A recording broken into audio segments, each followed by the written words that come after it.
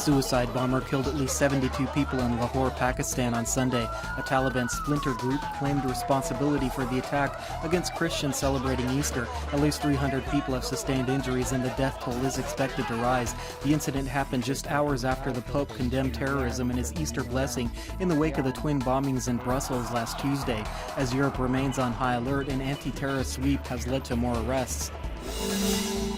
6 migrants were able to cross from Croatia into Slovenia last night, making their way across the so-called green border where there is no wire fence in an area between the Kastel and Plovania border crossings in Istria. Slovenian police confirmed that the migrants had requested asylum. The group consists of 4 adults and 2 children. Since the closure of the Balkan route, Slovenia has stepped up border controls and is not allowing migrants to enter. However, those who do can apply for asylum.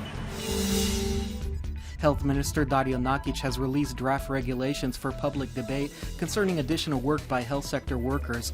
According to this proposal, all physicians and other health sector employees will be able to work at private practices if they continue to regularly perform their duties in the medical institution where they are employed and have the approval of the institution's manager. Nakic said today that there is no doubt that this measure will serve as an incentive to encourage medical professionals to stay and work in Croatia.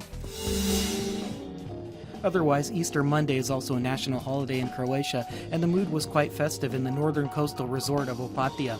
To the delight of youngsters, chocolate Easter eggs were handed out by costume maidens and bunnies in Angelina Park. A jazz band also added a musical backdrop for morning strollers.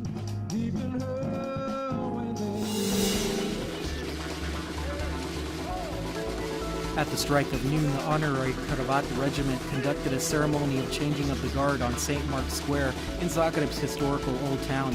This is a tourist attraction that simultaneously commemorates the participation of Croatian soldiers in the 30 Years' War and popularizes the cravat or necktie, one of the best-known Croatian trademarks, as it was introduced to world fashion by those Croatian troops centuries ago.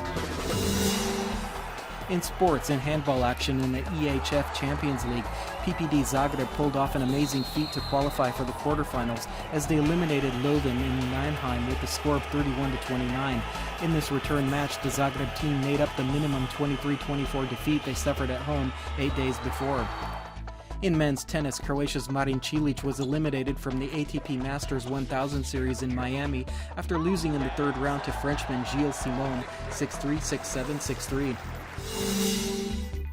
And finally, the weather forecast for Croatia tomorrow. Skies will be partially sunny with some variable clouds moving through. Brief rainfall or occasional showers can be expected, mostly on the coast and adjacent areas. Moderate southwesterly and westerly winds will blow inland with moderate southwesterly and Scirocco winds on the coast, and they may get stronger in the south. The sea surface will be slightly to moderately wavy. Tomorrow morning's temperatures will range from 6 to 10 degrees Celsius inland and from 10 to 14 degrees on the coast. Tomorrow's highs will generally range from 14 to 19 degrees Celsius in most of the country. On Wednesday, overcast skies inland may bring rainfall, mostly in the western mountain zone and the Dalmatian interior.